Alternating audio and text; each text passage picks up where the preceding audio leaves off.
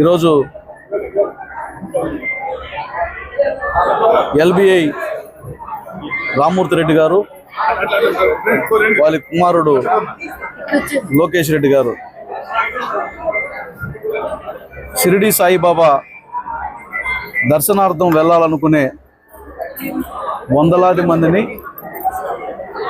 వారి సొంత ఖర్చులు పెట్టి షిరిడి వరకు పంపి వారికి షిరిడి సాయినాథుని దర్శనం చేయించి తిరిగి వారి ఇళ్ళకి చేర్చే ఒక సాంప్రదాయాన్ని గడిచిన 9 సంవత్సరాలుగా నిర్వహించడం, ఆ ఆనవాయితీని కొనసాగించడమే కాకుండా ఏ సంవత్సరానికి ఆ సంవత్సరం తీసుకెళ్లే భక్తుల సంఖ్యని క్రమంగా పెంచుతూ పోతూ ఉండడం అనేది సామాన్య జనానికి, సామాన్యమైనటువంటి వ్యక్తులకి సాధ్యమయ్యే పని కాదు.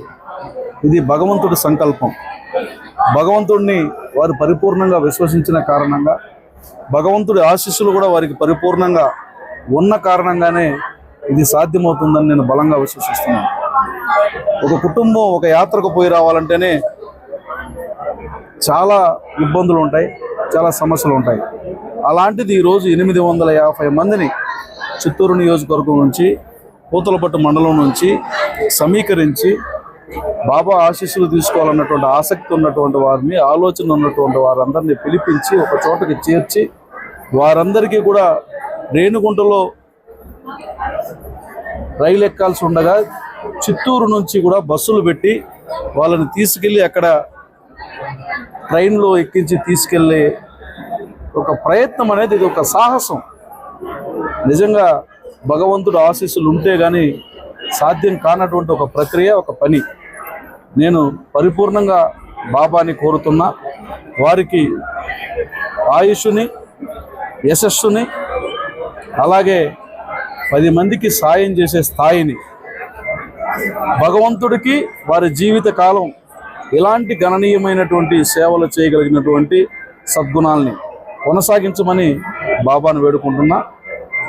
నిజంగా హృదయపూర్వకంగా ఎల్బిఐ రామ్మూర్తి రెడ్డి గారిని, వారి కుమారుడు లోకేష్ రెడ్డి గారిని, అట్లాగే వారి కుటుంబ సభ్యులందరినీ కూడా నేను హృదయపూర్వకంగా అభినందిస్తున్నాను. ఇలాంటి కార్యక్రమాలు చాలా అరుదుగా కనిపిస్తుంటాయి. కోట్ల మందికి డబ్బులు ఉన్నాయి, కోట్ల రూపాయలు ఉన్నాయి.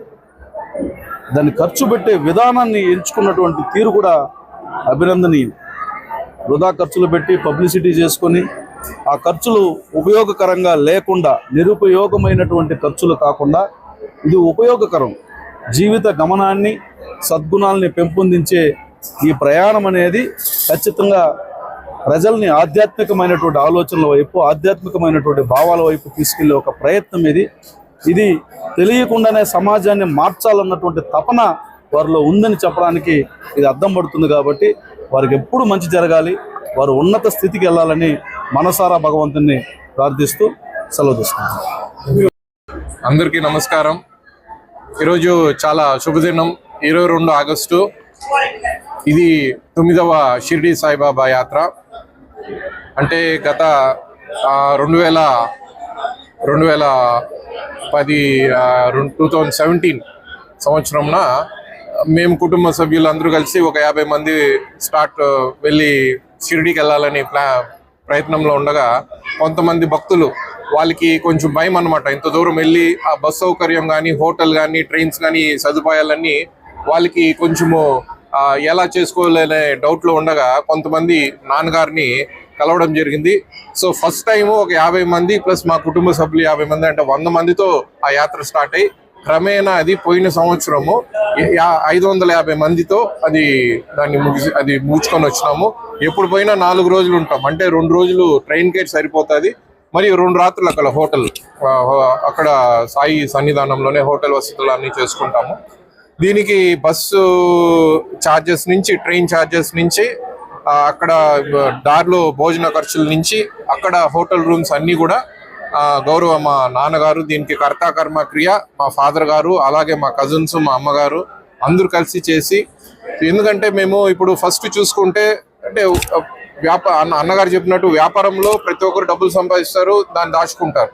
కానీ మా నాన్నగారి గుణం ఏంటంటే 2004లో ఆయన కూడా ఒక రైతు కుటుంబంలో పుట్టి ఒక ఎంకామ్ చదివి LLB పూర్తి చేసుకొని రైతు కుటుంబం ద్వారా వచ్చి కష్టపడి రూపాయి సేకరించి 2004లో ఫస్ట్ టైము ఒక 30 సెంట్లు ఫస్ట్ వార్డులో 30 సెంట్లు నేలని ఆయన సొంత నేలని ఆ స్కూల్కి డొనేట్ చేసి స్కూల్ బిల్డింగ్ కూడా కట్టించి అప్పట్లో ఎంపీ ఆదికేశవ నాయుడు గారు దాన్ని ఓపెన్ చేయడం జరిగింది. సో క్రమేణా అప్పుడు 2004 నుంచి స్కూల్ పుస్తకాలు కానీ వాటర్ ప్లాంట్స్ కానీ అవి చేయడం జరుగుతూ ఉంది. సో ఇప్పుడు 2017 నుంచి షిరిడి యాత్ర అనేసి కొంతమందికి అది కొంచెం తృప్తి అనమాట. అంటే ఎంతమంది భక్తుల్ని దేవుడి దగ్గర తీసుకెళ్తే అంత వాళ్ళకి మనశ్శాంతి, వాళ్ళకి అంత తృప్తిగా ఉంటుంది. సో ఈ క్రమంలో ఈ సంవత్సరం 850 మంది చిత్తూరు నియోజకవర్గం నుంచి కానీ పూతలపట్టు నియోజకవర్గం ఇంక్లూడింగ్ కౌనంపల్లి మండలం నుంచి వచ్చినారు, పెనుమూరు మండలం నుంచి వచ్చినారు. సో దీంట్లో ఎవరు వీళ్ళని తీసుకెళ్లాలో వాళ్ళని తీసుకెళ్లాలనే భేదాభిప్రాయం లేదు.